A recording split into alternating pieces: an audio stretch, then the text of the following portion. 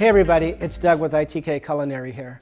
So COVID-19 has really changed the way that we eat, the way that we shop, the way that we go about our normal existence. It's also canceled all of our classes. So until we can get back together again, what I wanted to do today was share with you a recipe on comfort food. So today we're going to be making some mac and cheese. If you haven't made mac and cheese before, it really starts with a simple bechamel sauce. Bechamel is a roux. Right? Roux is made out of butter and flour, things that people have in the pantry, and some dairy. So today we're using some half and half. We also are going to need some pasta. So we have some macaroni here, which is classic, right? Mac and cheese. And then panko. Panko is going to give it a nice crunchy top to it that we saute in a little bit of butter.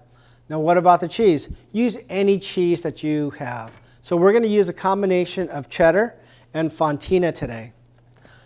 Other thing that you're going to need is a bit of hardware. Little saucepan like this, one pot, easy cleanup, and because portion control is really important during this time period, ramekins. So we're going to load up mac and cheese, top it, bake it. It's going to be delicious. All right, so let's get going here. Let's get this water going. And it needs to taste like the ocean. So make sure that you salt it and taste it. All right, we got it. Now we got to get the pasta into the basket. The basket's really important because it helps us lift it all out at once. So here we go. And into the water. This gives us 8 minutes now. And in 8 minutes, we're going to go make the bechamel sauce. All right, so here we go with the bechamel sauce. Let's get our pan going. All right, get the heat, not too high of a heat. Turn it down a little bit. First thing in, butter. So once that starts melting, we're going to add the flour. So butter in the pan, melting. Flour on top of that. You want equal amounts of flour and butter. We're going to cook that together. We're going to stir that around and try to make a paste out of it. So here we go. I'm going to turn this up just a little bit. So you don't want to get it too hot, but you do want it to simmer. So once that gets incorporated, it's going to look a bit like a paste, and that is the look that you want. Cook it for maybe about a minute. You just want to cook that flour flavor out right now. So this is simmering well. All right, and once it's going, we're going to go ahead and add the dairy. So that's our half and half, and we want to start getting this coming back to a boil. Once it gets to a boil, we're going to be able to have it thicken up quite a bit, and then gives us enough time right now for us to go back and grate the cheese. All right, so now we're going to grate the cheese, and I have a tip for you. Parchment paper, it's your universal friend in the kitchen. I use it for just about everything. For this, I'm going to go ahead and grate my cheese onto the parchment paper, and you'll see how this is helpful in just a little bit. But I'm going to grate the cheese. Cheese is like money. You can never have too much. And that's about enough cheddar. Now the fontina, which fontina is a great soft, melty cheese. It really does just add a lot of lusciousness to the dish. See how it's crumbling already? So we're going to go ahead and get this fontina grated up as much as we can. And these hunks, that'll be okay. The reason why you want to grate the cheese is that it'll melt much more evenly when you get it into your bechamel sauce. So there goes the cheese, and here's the tip. So when you have it like this, nice grated cheese, all you need to do is fold it up like this, and we could dump it into the pot all at once. All right?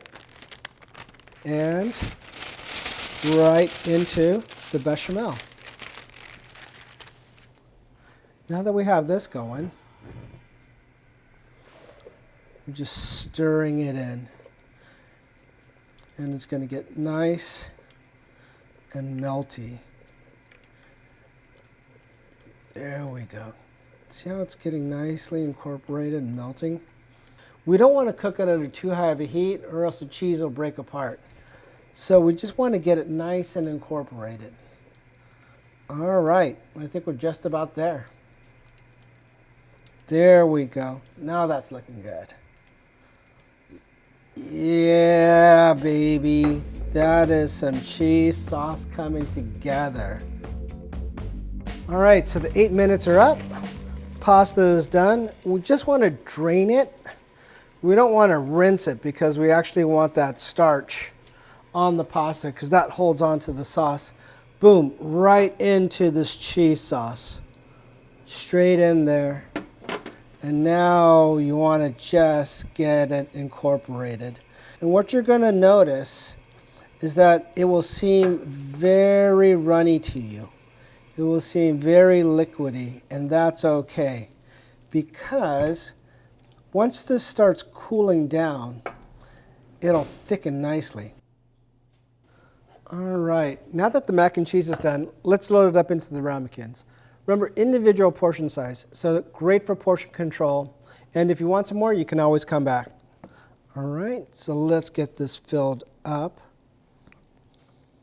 You see already how much thicker it's gotten? It's cooled just a little bit, but just that bit of cooling thickens it up so much. So this is going to be great. Load this up here. So what we're going to do after this, get some panko mixed in with some butter over a saucepan. We're going to top the rest of the mac and cheese with the panko, bake it off at 425, and it's going to have a nice crunchy top to it.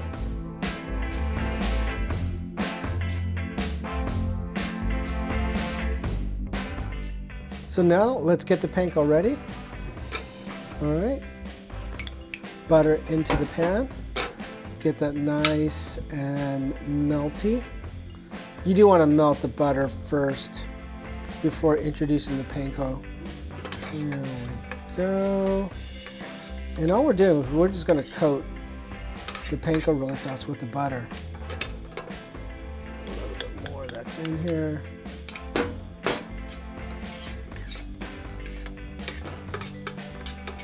All right, that's all we need. Now that the panko is done, we just need to load it up onto the ramekins. So about a spoon, sprinkle it on top. After we get done doing this, we're gonna put this into a preheated 425-degree oven.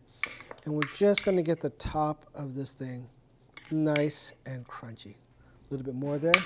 Boom, we are done. Here we go, 425 oven, 5 minutes, and then we'll be done.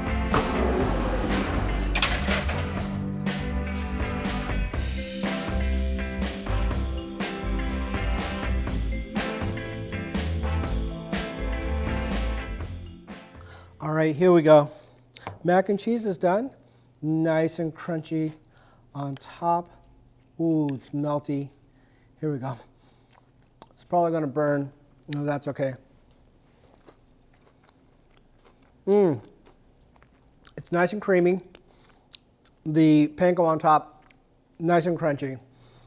I hope that you got a little bit of comfort from today's recipe. During this COVID-19, we know that you're cooking at home. Hopefully this gave you a little bit of inspiration. We're gonna continue to do videos, so keep on coming back. And let us know if you wanna see any video in particular. All right, thank you so much.